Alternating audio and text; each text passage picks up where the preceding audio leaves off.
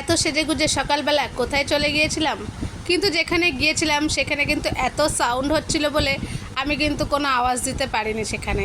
তো একটু ঢং করে নিলাম, নাচ করে নিলাম, তোমরা দেখতেই পাচ্ছ। তো তোমরা দেখতে থাকো আমি কোথায় গেছিলাম, কি করলাম। এই দেখো সকালবেলায় পুরো শুনশান রাস্তা, বেরিয়ে পড়েছি আমরা বাড়ি থেকে। আমি যখন বাড়ি থেকে বেরিয়েছি তখন তোমাদেরকে দেখাতে পারিনি যে আমি কীরকম পরিবেশে থেকে বেরোলাম, মানে তখন পুরো অন্ধকার ছিল। তারপরে যেতে যেতে একটু আলোর মুখ দেখা গেছে। তো আমরা যে জায়গাটা যাচ্ছি সেই জায়গাটা সত্যি খুব অসাধারণ, অনন্য একটা পরিবেশ। শহরাঞ্চলে এরকম কিন্তু পরিবেশ দেখা যায় না, একমাত্র গ্রাম বাংলাতেই কিন্তু এই পরিবেশটা দেখা যায়। তো শহরের 99% মানুষ বলতে পারবো যে এই নাচটা সম্পর্কে অবগত নয়। সত্যি কথা বলতে আমি ছোটোবেলা থেকে বড় হয়েছি, আমি কখনো এই নাচটা দেখিনি। তবে আমার গ্রামে বিয়ে হওয়াতে কিন্তু আমি দেখতে পাচ্ছি যে এটা কতটা গ্রাম বাংলার ঐতিহ্যপূর্ণ একটা উৎসব। এই উৎসবটা শুধুমাত্র চড়ক পুজোর সময় দেখা যায়, বছরে একটা বার। তো আমি খুব সকালবেলায় রেডি হয়ে, তখন 3টে বাজে আমি কিন্তু ঘুম থেকে উঠেছি। হয়তো 3টের সময় 4টের সময় বেরোতে পারিনি, কিন্তু আমি রেডি ফ্রেশ হয়ে একদম রেডি হয়ে বেরিয়ে পড়েছিলাম। তখন বাজে ঘড়িতে প্রায় 5টার কাছাকাছি, বলতে পারবো না এক্স্যাক্টলি টাইমটা কত। তো যাই হোক আমি পৌঁছে গিয়েছিলাম। আমাদের এখানে এক তেলবাড়ি বলে এক জায়গা আছে, সেই তেলবাড়িতে এই অনুষ্ঠানটা হয়।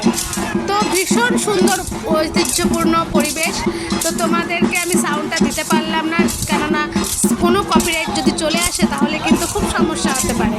সেই জন্য তোমাদেরকে কোনো কিছু দেখাতে পারলাম না। দেখো একটা মাঝখানে আম গাছ রয়েছে, এই আম গাছকে ঘিরে কিন্তু ওরা এই নৃত্য পরিবেশন করে যাচ্ছে।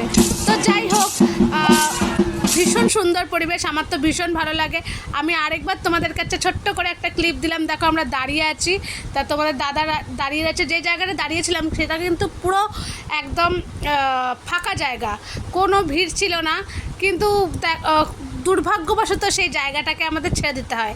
কেন ছেড়ে দিতে হয় একটু পরে তোমাদেরকে বলছি। সেই জায়গাটা আমাদেরকে ওখান থেকে ছেড়ে দিতে হয়। দেখো এখানে কত সুন্দর বাচ্চারা কিন্তু এবার নৃত্য করছে, এইরকমভাবে উৎসব প্রদর্শন করছে। দেখো একটা ছোট্ট বাচ্চা মেয়ে, আমি ভীষণ ভালো লেগেছে, তোমরা দেখতে পাবে। একটা ছোট্ট বাচ্চা মেয়ে কিন্তু এই উৎসবে অংশগ্রহণ করেছে। বয়স 5 থেকে 6 হবে, এর বেশি তো নয়। তো সেই মেয়েটার নৃত্যকলা দেখে বা এই রকম অনুষ্ঠানে একটা এত কম বয়সে একটা বাচ্চা মেয়ে অনুষ্ঠানে অংশগ্রহণ করে, তাকে ওখান থেকে একজন 200 টাকা, একজন 50 টাকা মেয়েটির বুকের কাপড়ের বাম পাশে কিন্তু লাগিয়ে দিয়েছিল। তো যাই হোক, এত সুন্দর নৃত্য প্রদর্শন করছে, প্রত্যেকে মন কিন্তু ছুঁয়ে যায়। এইসব শহরাঞ্চলের মানুষ কিন্তু এই প্রদর্শনগুলো কিন্তু কখনোই দেখতে পায় না। এই নাচটাকে আমরা বলে থাকি হাজরা নাচ। তো কাটাভাঙা তো গতকাল বা তার আগের দিন হয়ে গেছে, কিন্তু এটাকে বলা হয় হাজরা নাচ। তো যাই হোক, কত সুন্দর লাগছে তোমাদের কাছে। আমি কোনো সাউন্ড দিতে পারছি না, সত্যি কথা বলতে এত সুন্দর বাজনা বাজছে, তার তালে তালে প্রত্যেকে নৃত্য করছে।